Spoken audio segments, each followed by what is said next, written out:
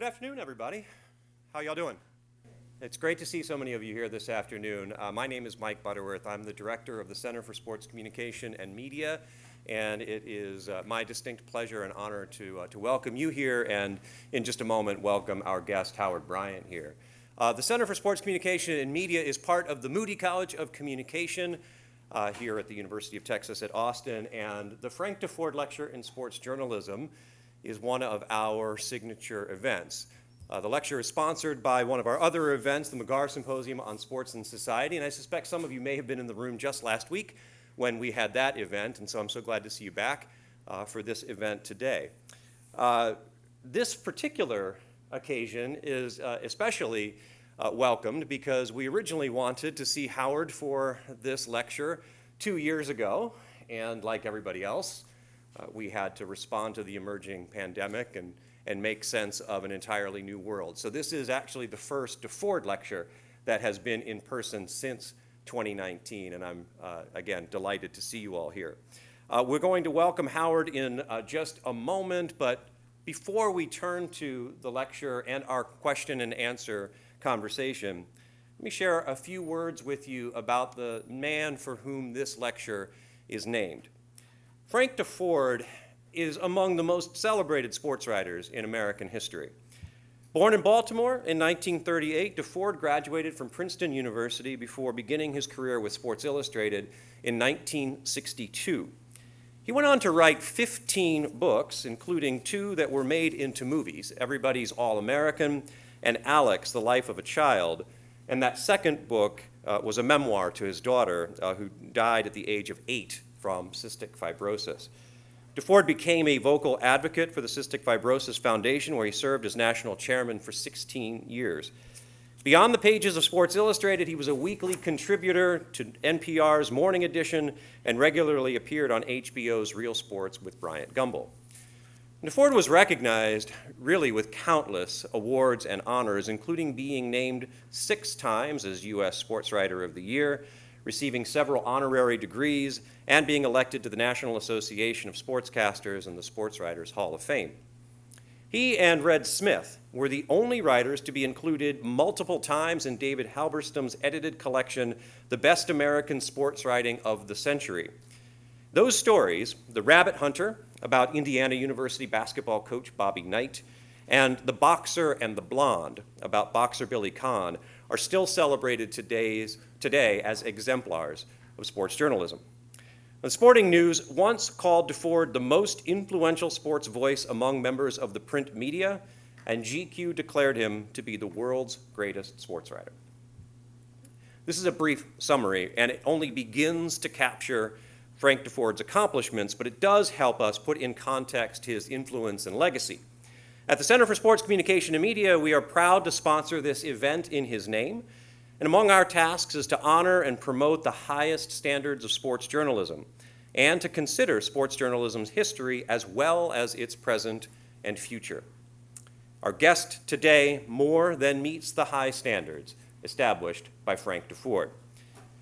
Howard Bryant is a contributor to Meadowlark Media, executive producer for HBO's Back on the Record with Bob Costas, and a senior writer for ESPN.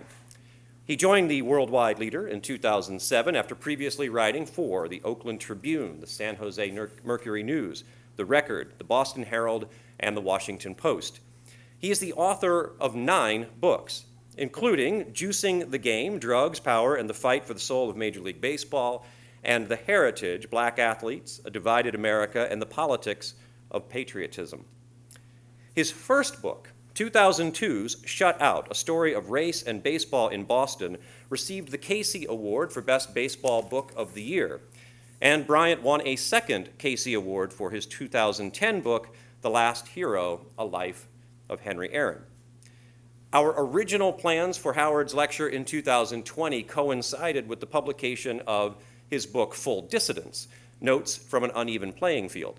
So it's perhaps fitting that his appearance today comes just a few weeks before the official release of his next and 10th book, Rickey, The Life and Legend of an American Original, which is about baseball legend Rickey Henderson.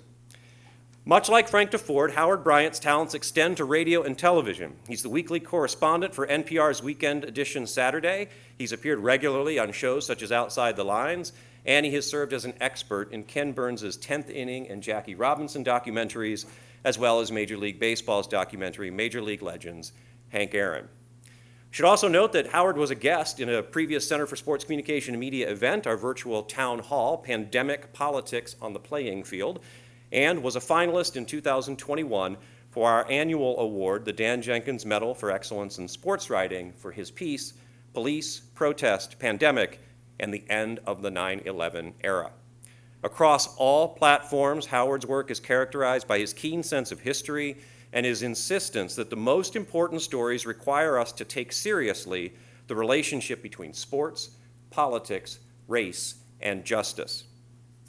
I'm thrilled to have him here today for his talk, The Anti-Heroes, Sports in the COVID Era. Please join me in welcoming Howard Bryant.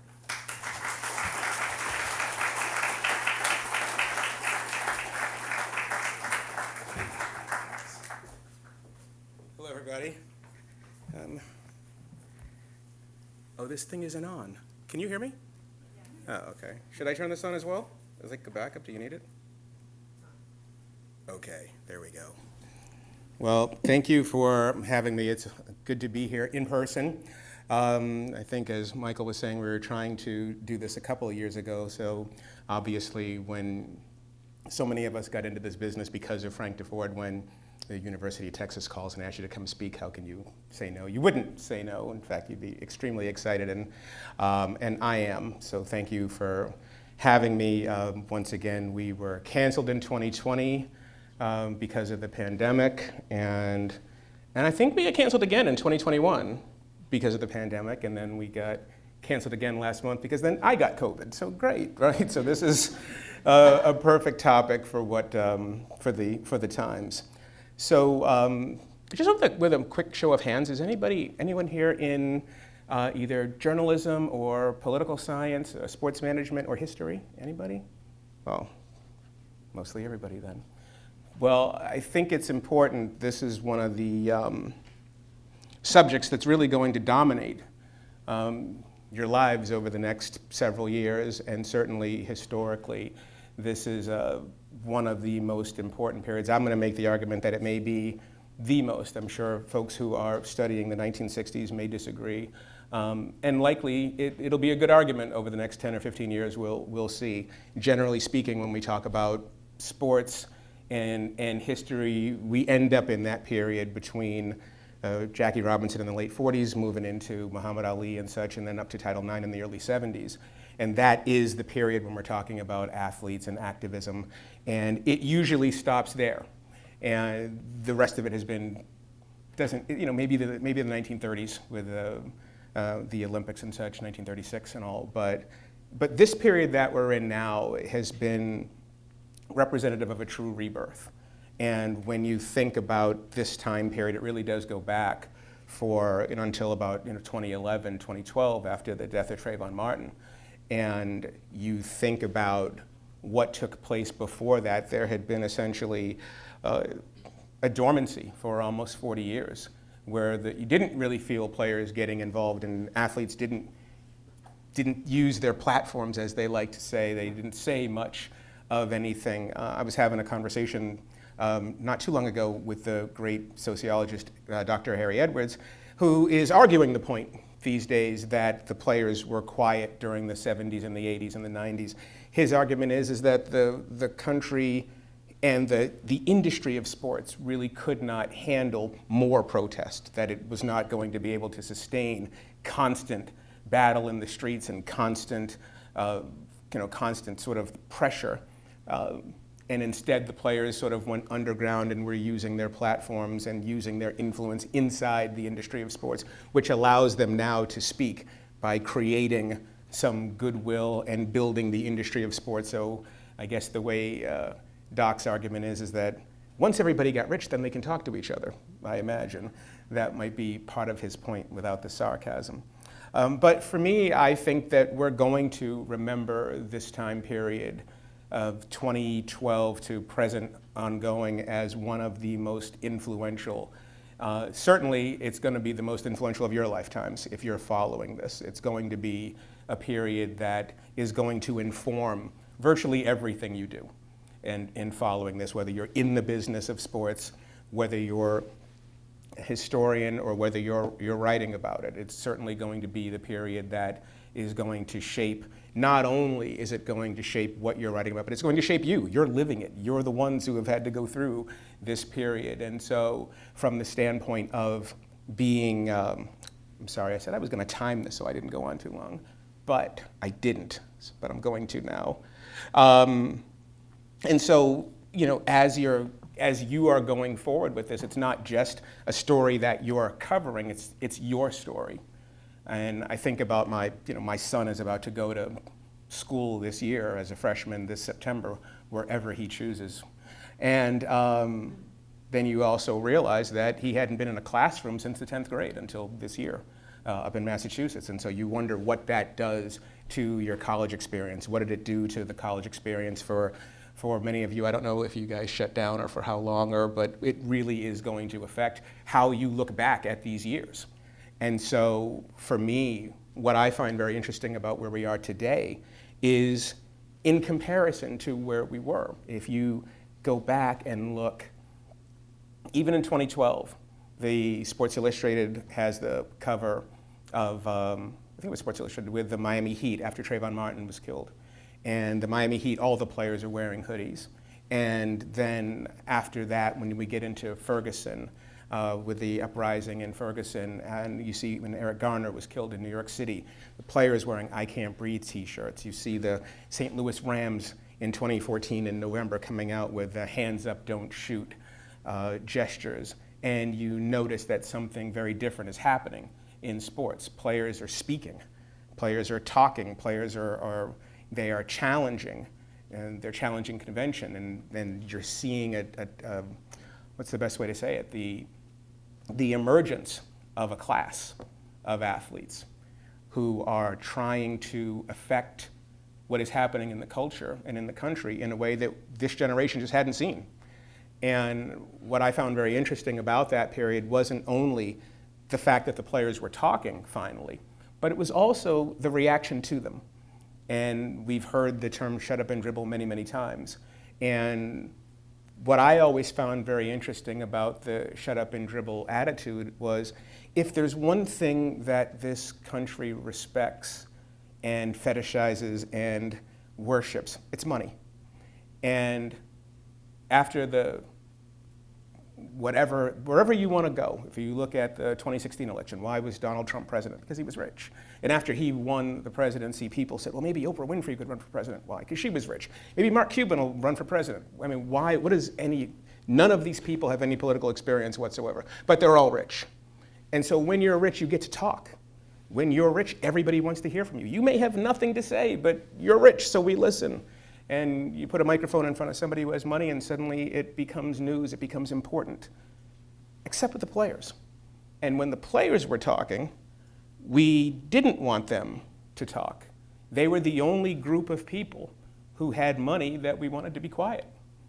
And so to me, that was important, and it was especially important because the players, in a lot of these cases, especially when you're talking about violence and the relationship between the police and inner cities and the racial component of police violence and police relationship with black communities, these players had more of a right to speak than anybody. They were actually living it. They know these communities. Carmelo Anthony was from West Baltimore, where Freddie Gray was killed in 2015. So if anybody had the right to speak, it was them, and yet they were the ones where the response they were getting was to be quiet.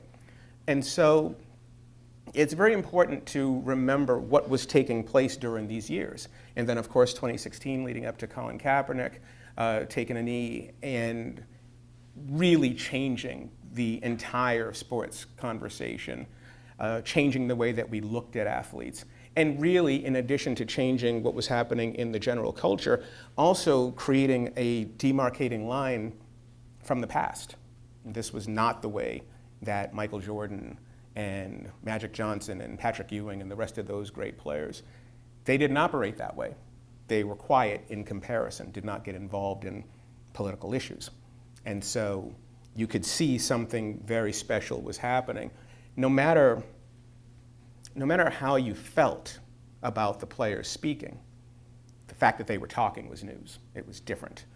And it was even more compounded by the fact that not only were they speaking, but they were also getting involved in a political level that, in a way that we also really hadn't seen. That suddenly, not just politically, but also civically, LeBron James is going to build a charter school, which I have a lot of thoughts about. And so, excuse me. So there's that. And then on top of that, you have the players getting involved with the WNBA getting involved, Maya Moore getting involved in trying to free Jonathan Irons, a man who was incarcerated, it was a very interesting time period from the standpoint that it was just such a shock. And then you add to it Kaepernick, and then the reaction to Kaepernick, and then him being involved presidentially. And the players not really getting along themselves necessarily. When Kaepernick took his knee, the NFL split in two in terms of the players. You had some players join the Players Coalition and other players sided with Kaepernick. So even they weren't in complete unison about how they wanted their message to be sent. What was the proper strategy? What were the tactics to take on these subjects? Why was it that the women in the WNBA were more unified? Why were they able to actually affect some change, as we saw in the Georgia senatorial election in 2020? What was their response? Why were the white players, why were the white women more involved than the white men in sports? All of these different things are conversations that were not taking place in 1985. And for me, what I found really interesting about that is if you go back and look at the 1980s, I mean, you guys weren't alive, but and I go back and look at the 1980s, the 1980s were a horrible decade. So much strife, so many things were happening, so much. I mean, in New York City alone, the racial violence in that city was annual. And whether you're talking about the Central Park Five, or you're talking about Eleanor Bumpers, you're talking about Bensonhurst, all of these things were taking place. But where were the players then? So that's why it's really important to think about. You get to 1992, and the Chicago Bulls win the championship. And Craig Hodges is asking Michael Jordan to get involved. And Craig Hodges himself goes to President Bush and hands him a note and says that you need to do more for black people in this country. And then he gets blackballed and plays another year in the NBA, and that was it, and never played again. So there's a serious response to a price to when you decide to open your mouth. And there's a saying in sports that the smartest guy in the room is the guy with the biggest number of zeros on his paycheck. Well, at that time, the guy with the biggest number of zeros on his paycheck was Michael Jordan, and he didn't go in that direction. But in this generation, LeBron James is that guy, and he did go in that direction, and he provided a great deal of cover for people who did want to speak. Well, if he's speaking, then I can speak. And so now you see an entirely different dynamic here than what you saw in previous generations, previous decades. And so all of this is defining. And not just what the players are doing, but then also how the players are being responded to.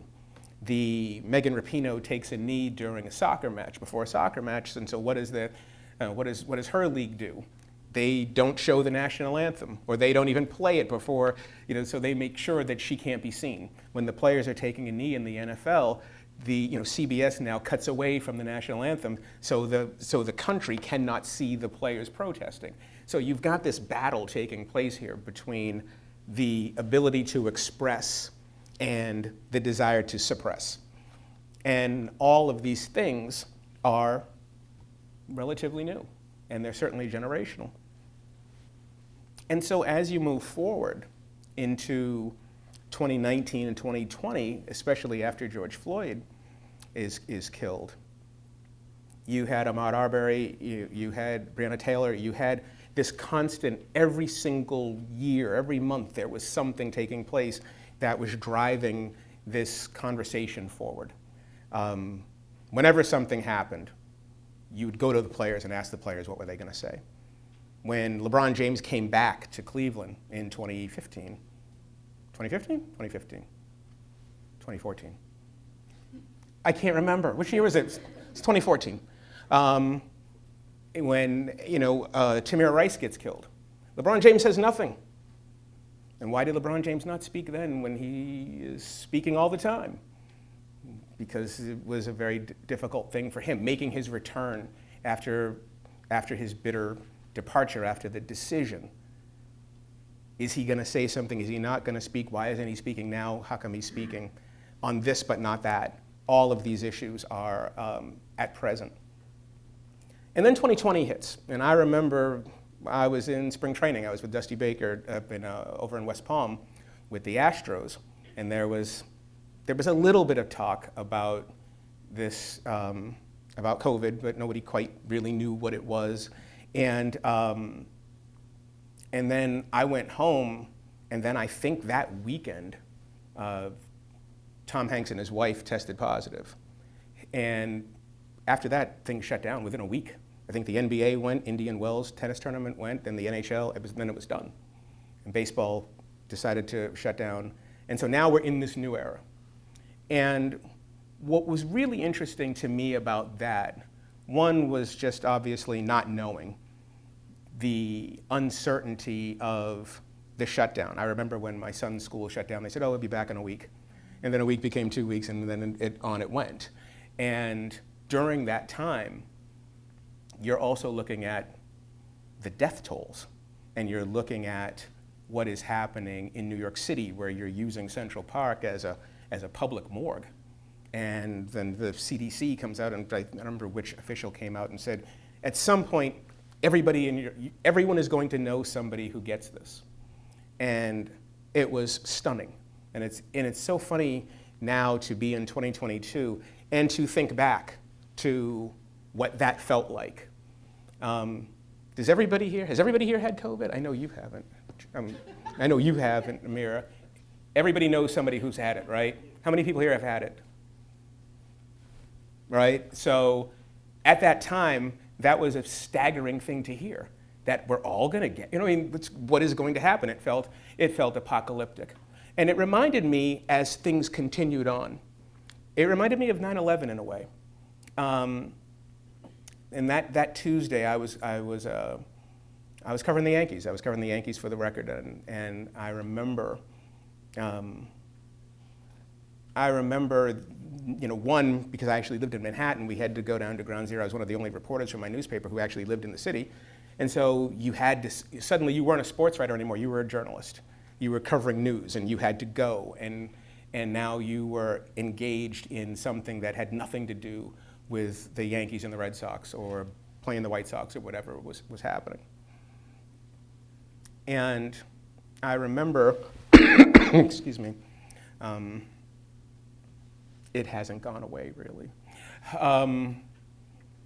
I remember really not caring about sports at all. It just didn't matter. I mean, the country had been attacked. I mean, who cares about the Patriots? Who cares about the Cowboys? Or whatever, it just didn't really matter at that time. And this was very similar. And so all of a sudden, all the sports are shut down. Nothing's happening. In my job, my company, ESPN, they're showing cornhole tournaments and, and Korean baseball. I'm like, what is going on here? And I remember really wondering, what's going to happen? And especially when the games kept getting pushed back. Now it's April. And not only are the games being pushed back, but there's no plan to resume them. What is going to happen here? But also something else was happening really quickly. I was way more concerned with disinfecting my grocery bags than when the games were going to come back. If you can go back and think with a show of hands, how many people thought that the game should have returned immediately? Nobody was thinking about this. You realized really quickly, this didn't matter. The beauty of sports, the most important thing about sports, is the illusion that it's important. That's what runs sports. Cowboys, 49ers, it's life and death. No, it really isn't. It really isn't. Celtics Lakers, isn't it life and death? Absolutely. No, it really isn't. Now Celtics Nets yesterday, that was life and death. And we lived. As long as we lived. Right? Sorry, Kyrie. And so this is it. And when you take that away, what do you have? What is the business? This is a $15 billion industry in the NFL. It's a $10 billion industry in baseball. It's $9 million in the NBA. It's $8 million, $7 million in the NHL. Globally speaking, the NCAA is $10 billion. And now all of a sudden, not only is it not something that is important, but it's not something that people are really that interested in having back either. And that put the fear of death in every person who was running a sports league and who owned a sports team, that it was the unthinkable. The unthinkable was actually happening. We could actually go on with our lives without sports. Because that's actually not what was happening. What was happening is we were going on without professional sports. There's plenty of sports. The game's still there. You can go outside in the backyard and go play catch with your kid if you want. You can go play pickup. You can go play tennis. Sports are still here. What was being threatened was the business of professional sports. And during that period, you saw the reaction and you began to wonder who is going to show their hand first. And I think the first folks that began to show their hands was actually the NCAA. Because what you began to see, and I think it was Mike Gundy who pretty much was first, saying, we need the money. And I'm thinking to myself, I thought this was about the student athletes. And you're looking at all the college campuses, and if the students aren't on campus, why are the players playing? Aren't they students?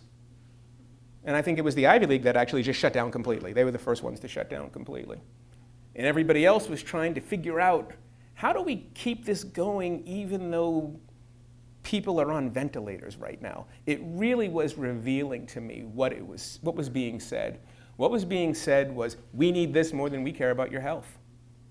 We have to figure out a way to make this work. This is not just a game. This is not just a pastime.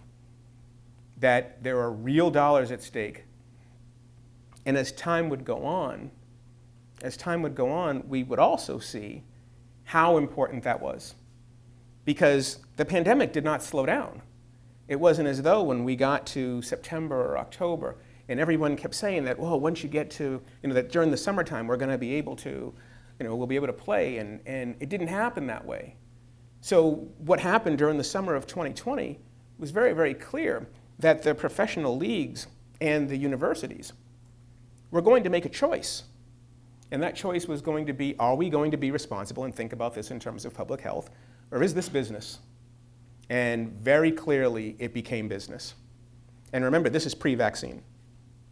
And so the first wave of the COVID era, for sports in the COVID era, were the teams, how the teams reacted. And the teams panicked. Because they found out something that I don't think they ever really wanted to test. I think they believed it was impossible to lose sports. But it's also important to remember that there was a time when the most important sport in this country was boxing. That the heavyweight championship of the world, whoever held that was the most important person in this country. People don't even talk about boxing anymore. It's not even, more people, I think, follow MMA now, which, I'm sorry, where's Dr. McLaren? Is she here?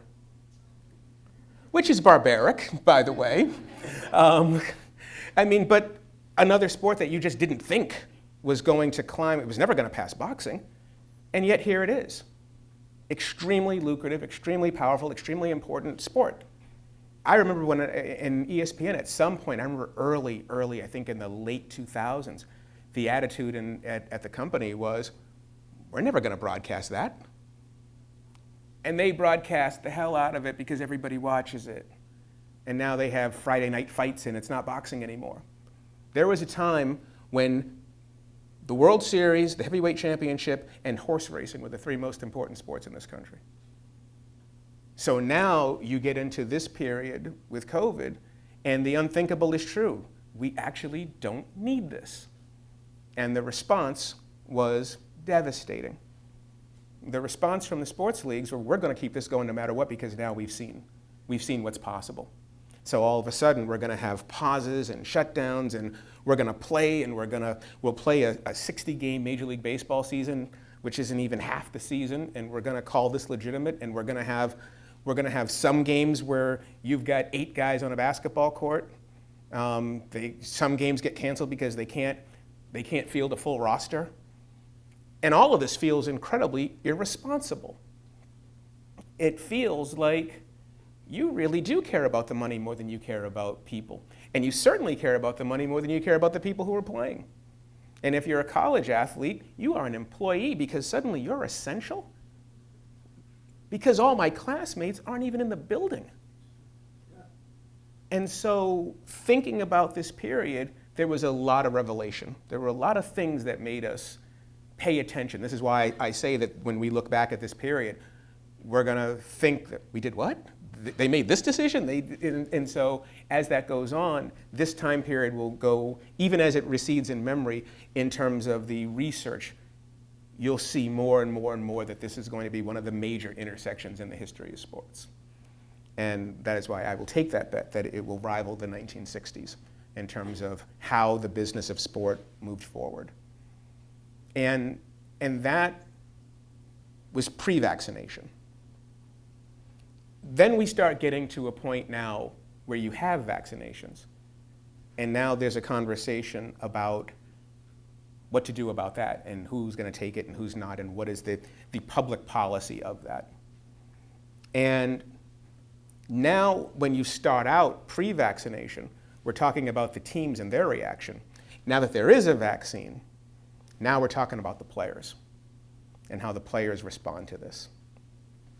And I think that is the area where I really think that we saw something that I certainly never anticipated, which was that the players would actually find a way to undermine everything they've done for the past decade.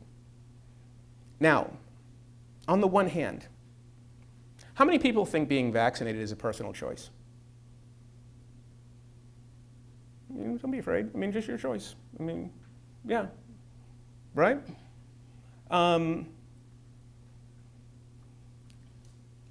During this period,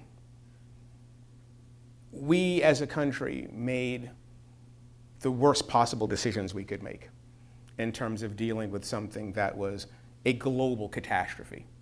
And I have said over and over and over again that it has been maybe one of the most insulting periods of my life to simply turn what has happened into an extremely political event.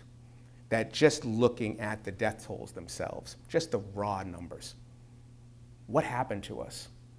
And I'm not even talking about vaccinations and choice. I'm just talking about looking at the raw. If somebody told you 5 years from now something's coming that's going to kill 1 million of you in less than 2 years, you'd think that we would take that a little more seriously.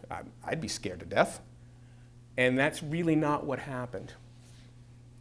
And the reason why it didn't happen was for many, many reasons. I mean, just how stratified we are as a country, how we don't listen to all of those things. But one of the other reasons why it happened was businesses recognizing very, very quickly how fragile economies are. And that if we're going to have to make some real choices here, or the things that we know of, we're going to lose a lot of things. And I say this as a New Englander, because I know that the pandemic response here is very, very different than the pandemic response in Massachusetts, and in Arizona and other places. And so back home, I mean, the world shut down. Couldn't go anywhere, couldn't do anything, right? So now you have vaccinations, and the players decided that this was a personal decision to be vaccinated or not. Not only did the players make this decision, but the league made this decision. Why? Because the league was afraid. Afraid because they wanted to protect all the money. And all of this is valuable because what we're finding out during this time period is that the players took the lead we blame the players because the players are always the most visible. So we always talk about the players. When the players make, that I don't know, take your pick, that Mookie Betts is making $36 million a year. We make that an issue, but we don't make an issue that Bob Kraft makes $7 billion. He's a billionaire, right? He has so much more than the players. And LeBron James's net worth is $480 million, but Jerry Jones's net worth is $8 billion. And so we always focus on the player. And as the pandemic continued on, what we found was that the players had begun to distance themselves from where they were on social issues just a couple years earlier, just a few months into it, because you had George Floyd and the pandemic happening at the same time. So during this period, you had athletes who were committed to social justice. They were committed to what was taking place in the world. They were committed to elections and all of the things. They were committed to democracy. They were committed to community. But when it came to vaccinations, it was everybody for themselves. It's all personal choice. So what is that all about? How do we explain what was taking place there? How do we explain the distance between the same athletes? LeBron James, I use him as an example because he's the biggest example, not because I'm singling him out on purpose. He's just the biggest guy. Here's a guy who was talking about setting up voting machines for people. And here's Giannis, who's not even an American. He's using his power to create voting drives in Wisconsin. And this same guy, LeBron James, is out sending out memes equating COVID with a cold, even though you've got death tolls that tell you better. You know better. And so what I found really fascinating about this period was these are the same people. What is the difference? What has happened here that has made this issue, that has separated the players from where they were on similar social justice questions, not 12 months previous? And the reason why this is important is because of, once again, how do we sell our business? I would have no problem, in general, with the players saying that this is an individual choice and you taking the vaccine or not taking the vaccine is individual, and that the community didn't matter, if we were talking about movies, or if we were talking about music, or if we were talking about some other form of entertainment. But when it comes to sports, sports spends enormous amounts of time and money selling to you the idea that they are part of the community, that they are one with you. I mean, if Rihanna comes to town and goes to a concert, she goes to the next city the next day. There's no real connection to these places. The same is true when you're looking at a movie. You go watch a movie that's on the same screen in 50 different cities.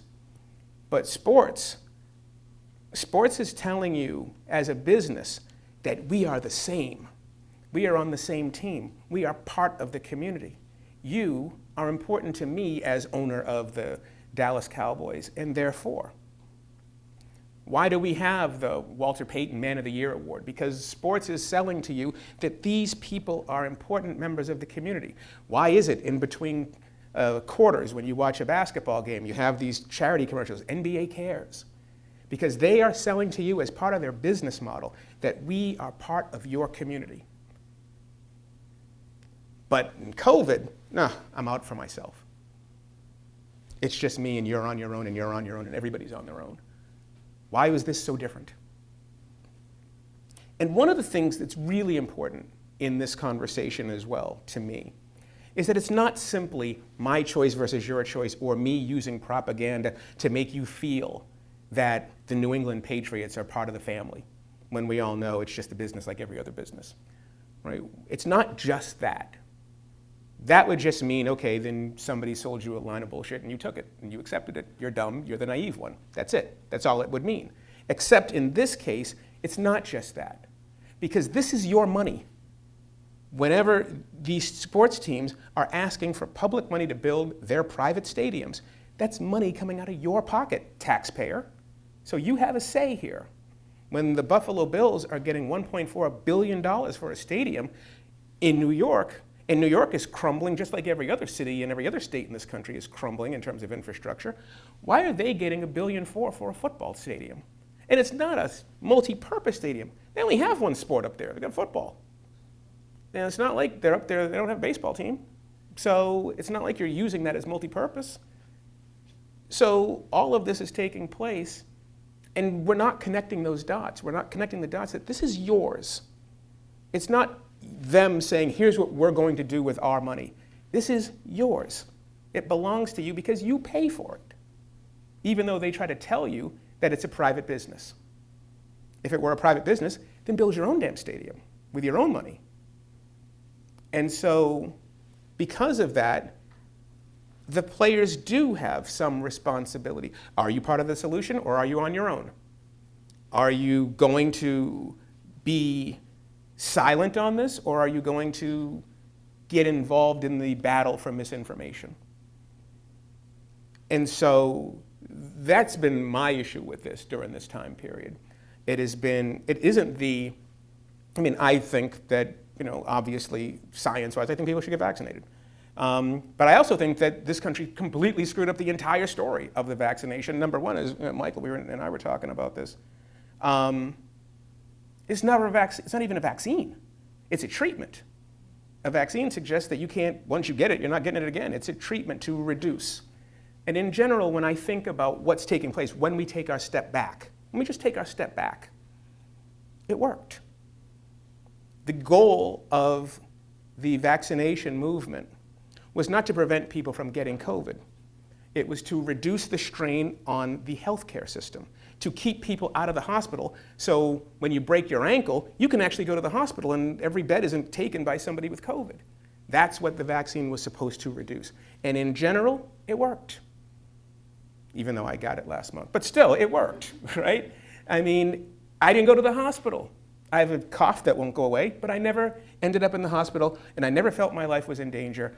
And I don't know if I could say that 2 years ago.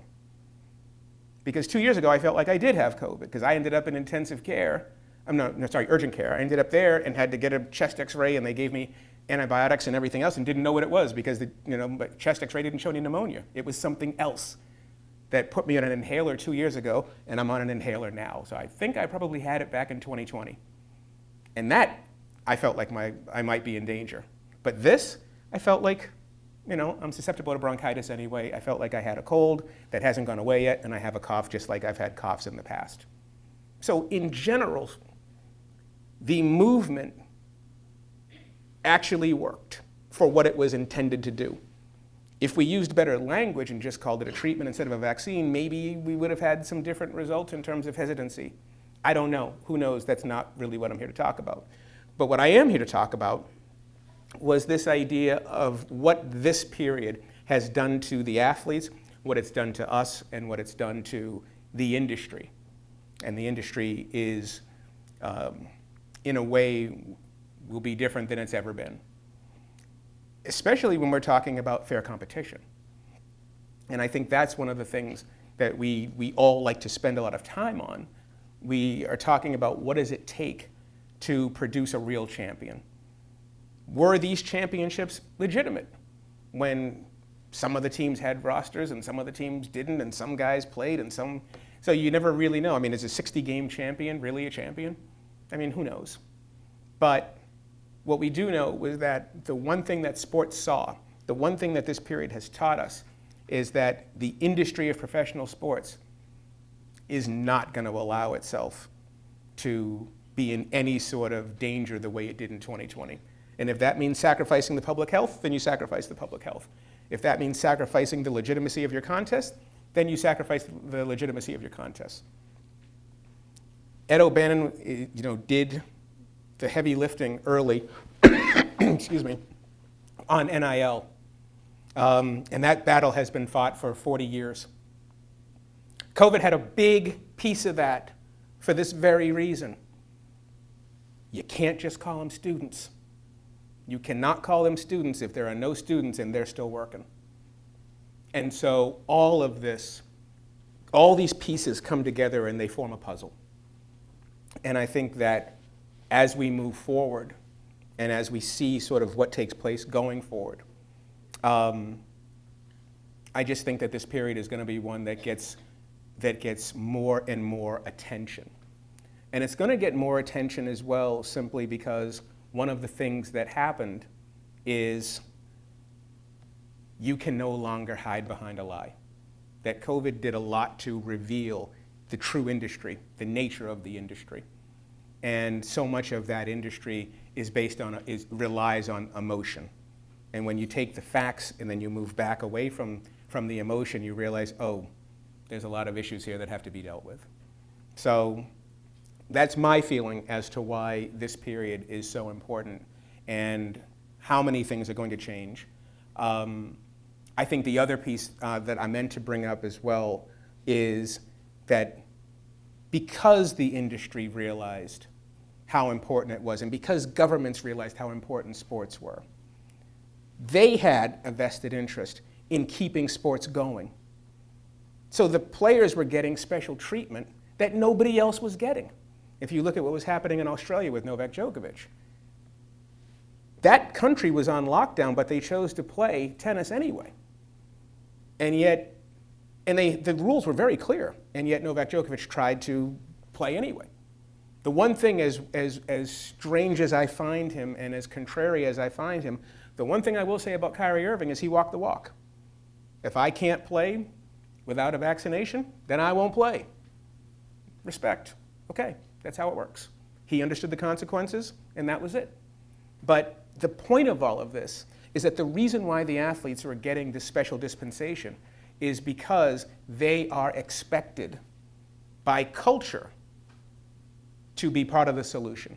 And if that's not the case, if it is really everybody out for themselves, then a lot of those special exemptions should go away.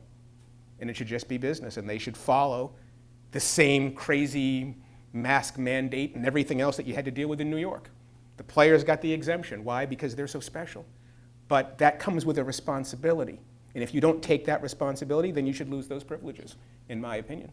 I mean, none of it made sense, right? I mean, I can't make sense of it. I'm not defending governments on this because it didn't make sense. Why was it that Kyrie Irving couldn't play at home, but an unvaccinated visiting player could?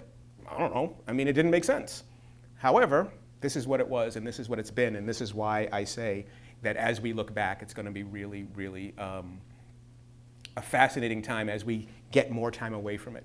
So that's my story, and I'm sticking to it. If anybody has any questions, I'm happy to answer them.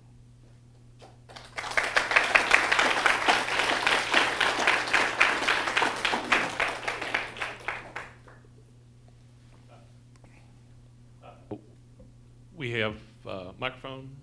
Somebody wants questions? I'll bring it to you. Hi, how you doing? Manny Ramirez, third year journalism major. I want to ask you, you talked about like the difference in like how athletes spoke out and like used their platform. Mm-hmm. Do you believe like that's really like on the point of social media now, being able to see those players like directly and see their words coming directly from them instead of how back then you may have to have gone through a newspaper or possibly waited to hear from that instead of, right then and there the tweet is sent out or the Instagram post is sent up? Yeah, players hate us.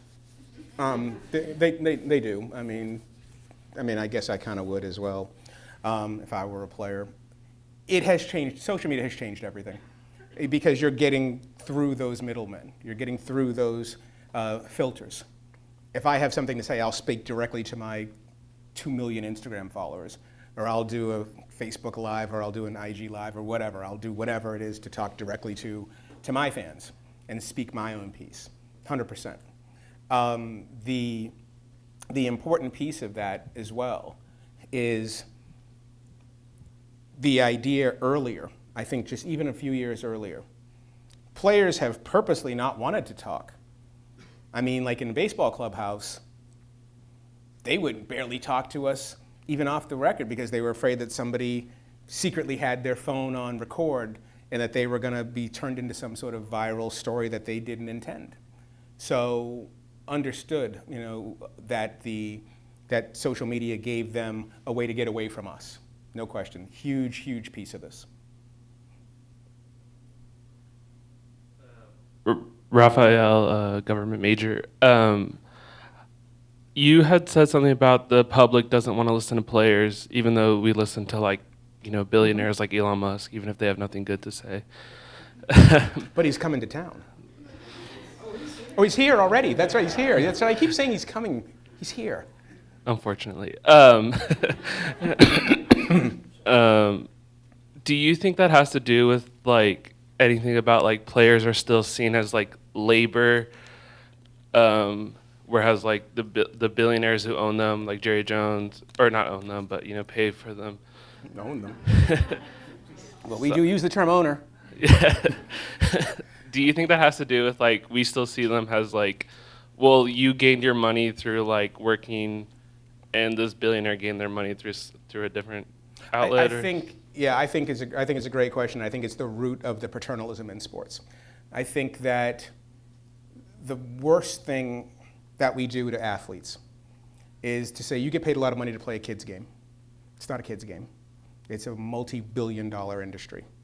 And that level of paternalism, and there's jealousy involved in there too. It's I remember one time I was at spring training with a friend of mine back in '94, right before the strike, and we were in Tempe, and Bo Jackson was taking batting practice for the Angels, and Gary DiSarcina was there, and a bunch of the Angels were all hitting. And a friend of mine that I got a pass to just watch, he was a Marine who really wanted to play Major League Baseball. He just wasn't that good. He kept watching them and was muttering under his breath, "These guys aren't that good." I'm like, yes, they are. That's Bo Jackson, right? They're really good. And the lack of professional respect we have for them. Professional athletes work harder than everybody in this room. They are the real deal in terms of level of competition, in terms of the amount of preparation it takes. This is life's work. These are geniuses, right? I mean, these are geniuses in terms of what they can do. Go to a tennis match and sit up close. You're like, oh, that ball goes way faster than I hit it, right? I mean, they are doing something that we don't have enough respect for. Would you walk up to a doctor and go, I could have performed that operation, right? I mean, but this is how we treat them. And and because of that, and because of the salaries, we don't treat them with the level of respect that they deserve for what they do. And one of the reasons why I say they work harder than all of us is because I can go make a mistake. No one's taking my job tomorrow. In the NFL, you miss a field goal, get released, you're on the street. We all have a level of protection and comfort that they don't have. There's some 8th grader right now waiting to take somebody's job. I mean, they're dealing with a level of competition that we cannot fathom because our jobs are not subject to that type of turnover that quickly. The average major league career in all the sports is a little under 3 years on average, all of them. And so as much as we're talking about, oh, these guys are all millionaires. No, they're not. No, they're not. They do great, the ones at the top of the profession. But the real, the reason is that we have a respect for suits. If you're wearing a suit and you have a lot of money, we look at you like you earned it. I mean, but if you look at a guy wearing a pair of shorts who can make 82 straight three-pointers like Steph Curry, I mean, it's kind of good too, though, right? I mean, that's kind of special. So I think it does land on the lack of professional respect that we have for these guys. And also, they're here for our entertainment. You're not, I don't like my job. My girlfriend's on my ass every single day. Can I just please have this? Can I just watch the game? Right? I mean, that's how people treat this. And so it's our entertainment. We don't want to be bothered with their politics, but it's their life. And they're also citizens. And as DeMaurice Smith, the head of the NFLPA, told me, they weren't even disrupting the game. It's pregame. So it's not like, it's 3rd and 9 and somebody's taking a knee and disrupting the game.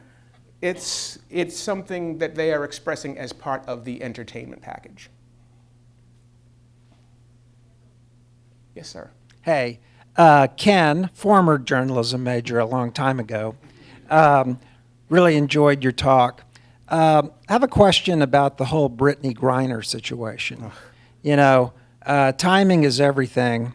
And, you know, to find something in her luggage in the middle of a war between Russia and Ukraine, how do you think the athletic community has spoken up in her favor? I've seen the WNBA commissioner, of course, speak in her favor, and a couple of other folks, but it seems like they could speak up a little bit more. But I'm just thinking, is it because they don't want to get involved and you know, piss Russia off, or you know, piss the government off? What are your thoughts on that? Yeah, it's a great question and a huge moment right now in the geopolitics of this story. Then, of course, there are the questions, felon or pawn, right? I mean, all of these things. I think that the biggest reason is the latter of what you just said. I think that there has been a belief, and I think that came from the WNBA, and it came from Brittany Griner's people as well, that if you have a Free Britney campaign on social media and everything, it's going to make it worse. And I think people have followed that. I know there are a few people who have stepped outside of that. Dave Zirin of the Nation has written a couple of columns, and people are like, Dave, what are you doing? Right? This isn't the play right now. I think everybody in general, in my opinion, in the sports community, they want her home. And they are trying to figure out what is the proper strategy to get her home. And I think that I don't think people are callous about it. I think they're incredibly respectful about it, because this is no joke. I mean, this is the real thing. And so we talked about that on Costas' show about what to do and how do we navigate this. And I think what's been really interesting about it is we've been thinking about it in a way that is really sort of anti-journalist and way more human. That we are, instead of just treating this like a story and just doing what we think we should do because it's a story, we're like, what is best for her? And let's act accordingly. Yes, sir. Hey, good afternoon. Darren Kelly. I teach with the sport management program here on campus. And, you talked about your conversation with Dr. Edwards and that the country was at a point where they just got tired of it, right? Do you see the heritage continuing on, even in spite of this incredibly divisive political climate, that we may reach that point again, or we're going to get tired of it, or is the heritage going to continue to persist even in spite of that? Yeah, it's a great question. What is going to happen to this heritage of athlete activism as time goes on? I actually think that fatigue is not the main threat. I think the threat is money and power. The question that I'm always asking myself is, what happens when the protester becomes the power? I mean, LeBron James and these guys, they own production companies now. And Kevin Durant's got stock in all of these, tech stocks in Silicon Valley. And we have made, and I understand the reasoning for it. I get it. I understand that one of the other conversations when we talk about activism is the lack of black coaches, the lack of black owners, the lack of African American and black and brown representation at the tops of these sports. But that's not activism, that's business. And I think we've conflated the two. I mean, okay, if Robert Smith buys the Broncos, what's that doing for black people? What's that doing for people on the street level? What is that doing at the grassroots level? That's a rich guy out with other rich people. He just happens to be a black rich guy, right? So this is what's actually happening with the players.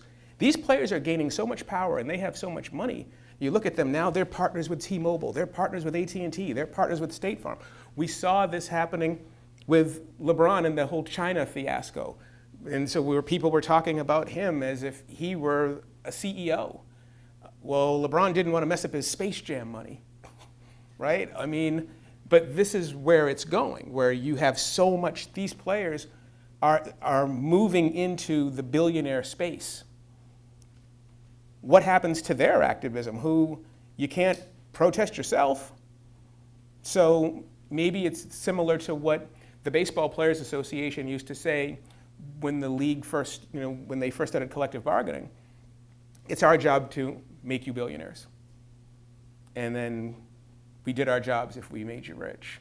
I don't know the answer to that. It is my hope that there's always going to be some level of consciousness here. And I think that one of the things that we saw in terms of that the balance of money was looking at the way the WNBA mobilized against the way the NBA mobilized. And if you look at, there is one thing that is very clear. One salary is up here, one salary is not here, you know? And so, and because of that, the WNBA players are connected to community. They rely on community. They need community. And Ben Simmons was just sitting on his butt making $32 million, didn't even play this year. And so it gives them a distance from the very things they say they're committed to. They can check in and check out of community whenever they want. And that's a real danger to me because once again, and we saw that during COVID as well. I mean, how many of the athletes that did we see, they just went out to their bunkers. They weren't part of this. And obviously great if you can do that.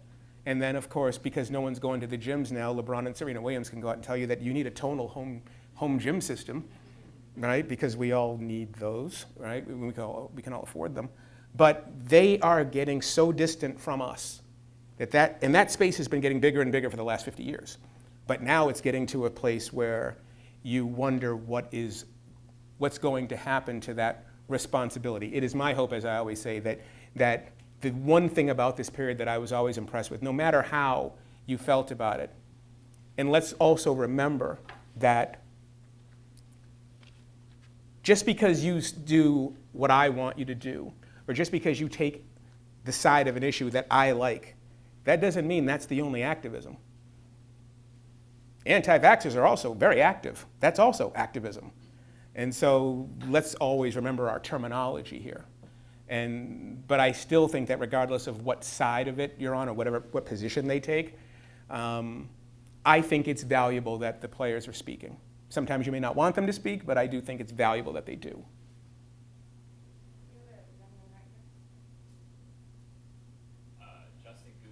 First year freshman RTF major. In the NBA bubble, we saw the Milwaukee Bucks obviously walked out, and that led to shutting down the entire operation for a couple days. Do you make more the NBA bubble was more of a business aspect of the NBA, or I guess what do you make of that whole situation?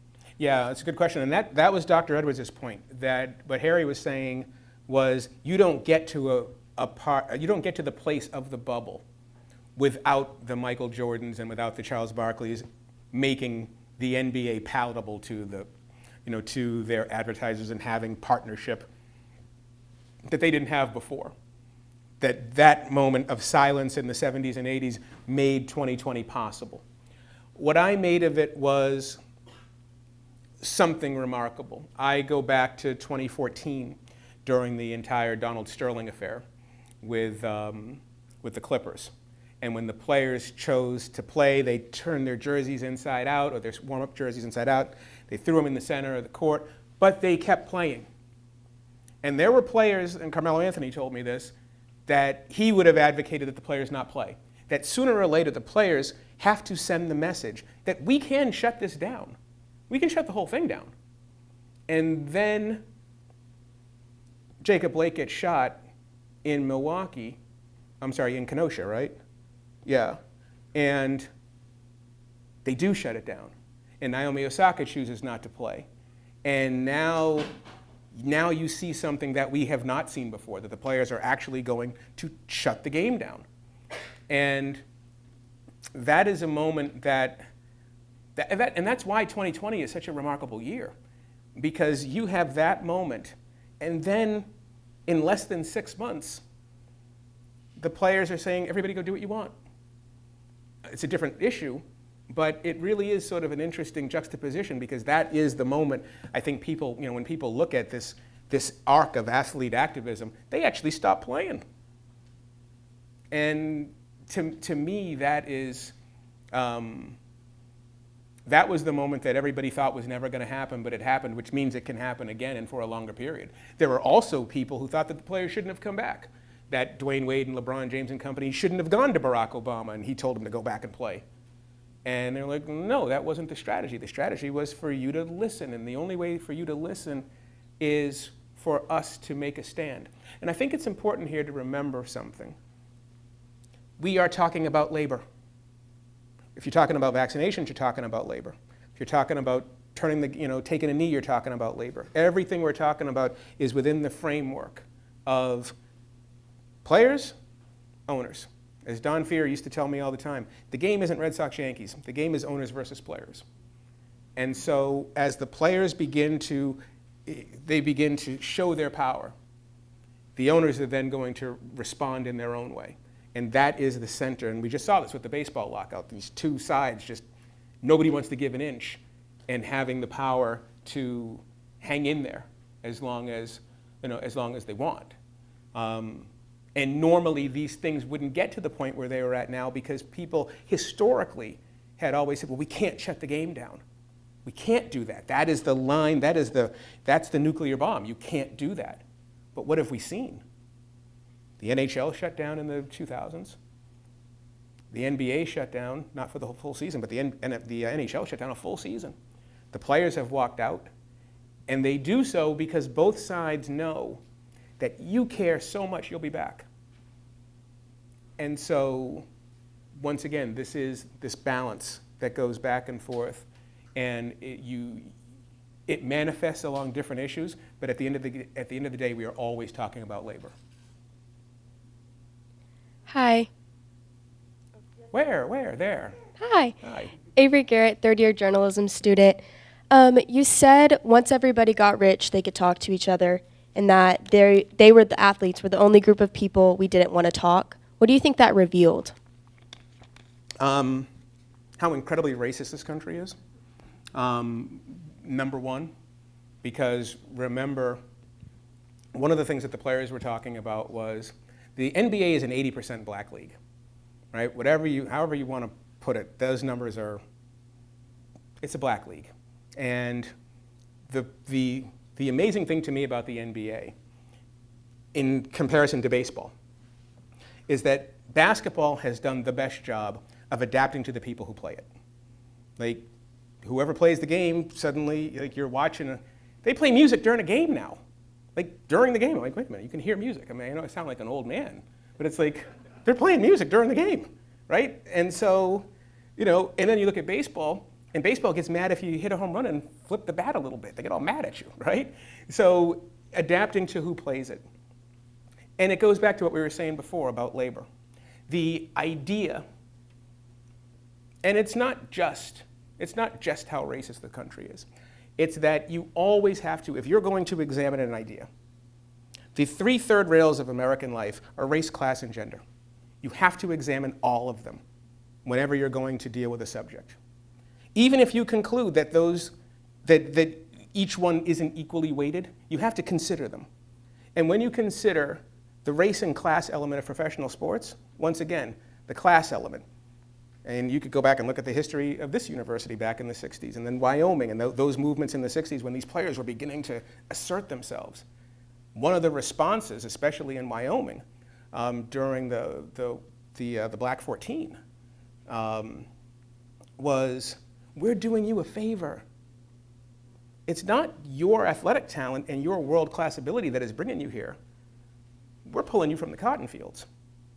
You aren't even smart enough to get into this university if you weren't able to run really fast. So you owe us your compliance. So when the players start talking, now you're stepping away from what you're expected to do, which is to do what you're told. So once again, we're talking about labor, but we're also talking about agency. Do I have the right to speak? And how many times, and I bring this up because nothing drives me more crazy in sports than listening to a 35-year-old man refer to the person who signs his checks as Mr. But yet they do that in sports. Maybe it's a sign of respect, and maybe it's just the old paternalism from the game. My boss is John Skipper. I call him John. Hi, John. But in sports, there is the built-in paternalism that this is just a game. And because these are the roots of the game. I mean, it's not just out of the blue that it's a plantation, that people have called it a plantation, and it's really not a plantation in some ways when you look at the dollar amounts involved. But this is the history of the game. The history of the game is that there were a whole bunch of really rich people underwriting something that was not even considered a game. Like, I'm finishing a book on Rickey Henderson that'll be out in June. Well, finished, it's just waiting for it to come out. And one of the things that was really amazing about working on that book was the bitterness that the public had toward athletes in the 70s and the early 80s because they were making a little bit of money. That there was one player, Len Barker, received a $900,000 contract. $900,000 to play baseball? Mookie Betts is making $36 million. People were more upset back then because it was so new that these dollar amounts were available. And so because of that, you see people react in a way that it goes back to what I was saying before about professional respect. You look at them, and it's the same thing with women as well. It's the same thing that we're doing you the favor, that you're being allowed to do this so you can't step out of line. And I think that's what people see. And I think that also, even if you take the racism element out of it, it's also, the class element will always be there. And also just what's the best way to say it? It is also just the life is hard. Life is really, really hard. It's hard to earn, it's hard to keep what you have. And when somebody is making $14 million a year, it's very difficult for the rest of us to go, what are you complaining about? Right? We inherently want you to be quiet because, and what I always say in response to that is, they're not complaining for themselves. They're complaining for other people to make things better. Right here in the center. Go ahead and raise your hand. Hi, my name is Lulia. I am a second-year international relations major. And to rewind back to Russia, after the whole thing, the war began, Russia and Belarusian athletes were being banned from sporting events like World Championships for figure skating and the cancellation of the Russian Grand Prix. And on the flip side, Russian athlete Ivan Kulyak wore the Z on his chest at the Artistic Gymnastics World Cup in Doha. What's your thoughts on that? Yeah, I think that this has been a really interesting time period in terms of the geopolitics as well, because you have, when we talk about sports, one of the things that we have tried to do is we have tried to have it both ways. We've tried to make it seem as though sports aren't part of the larger world, and then we want sports to be part of the larger world when we want the players to talk. And yet, when you look at what's happening, I mean, we all have to deal with this in some way. Some way we have to deal with the balance of what's taking place in this world. Are you able, if you're the Olympics, to really look yourself in the eye and to have the Olympics being played in Sochi and in China when you know what's happening over there? You know, when you, at least you believe you know what's happening over there. When you have what was happening with Peng Shuai in China, and at the same time agreeing that you were going to hold an event there. And then the WTA, they pull out of China, the Women's Tennis Association, they pull out of China in protest. But you already took their money before that. And the IOC, and it's happening in tennis right now as well because of the Russia-Ukraine war, having the Russian athletes perform, but you don't put their flag next to their name, so they're allowed to perform, but they're not, so that means they're not Russian anymore? I mean, so there's that, and then also the same thing was happening with the Olympics. So at some point, this super mega sports industry has got to figure out what it's going to do, what it wants to be. And I actually think they already have. I think they've decided the show is always going to go on. And they'll try to do some of these cosmetic things to make you think that they care, or to give the impression that they are in support, whether it's of women's rights or of Ukraine. But they are not going to stop what they're doing. And I think that the IOC is probably the biggest example of that.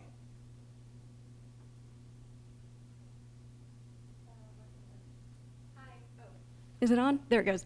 Hi, my name is Katie Lever. I'm a doctoral candidate in the Moody College of Communication. Thank you for acknowledging that college athletes are employees. That's a huge part of my research. And my dissertation is on paternalism in college sports. So since you've used that term a couple of times, can you tell us more about what that means and how it manifests in sports? Excuse me. Sure. Well, paternalism to me is the nature of sports in general because of the roots of the game. It's how sports were founded, especially if you're looking at a sport like baseball, where you have a group of men who were considered sportsmen. And they underwrote these teams and they underwrote the league, and it was a pastime to them, the national pastime. And all of these words are embedded in what we're talking about. The answers are right in our speech. And what you see there is, and you see it in tennis all the time now in terms of, is it a country club sport? Is it a sport? Is it all of these different, we have all these different questions because you're wrestling with the roots of the game against the realities of today. And in the realities of today, this is a multi-billion-dollar industry that hasn't quite learned how to share. I think in the NBA, the NBA is the only league that did finally get rid of the term owner.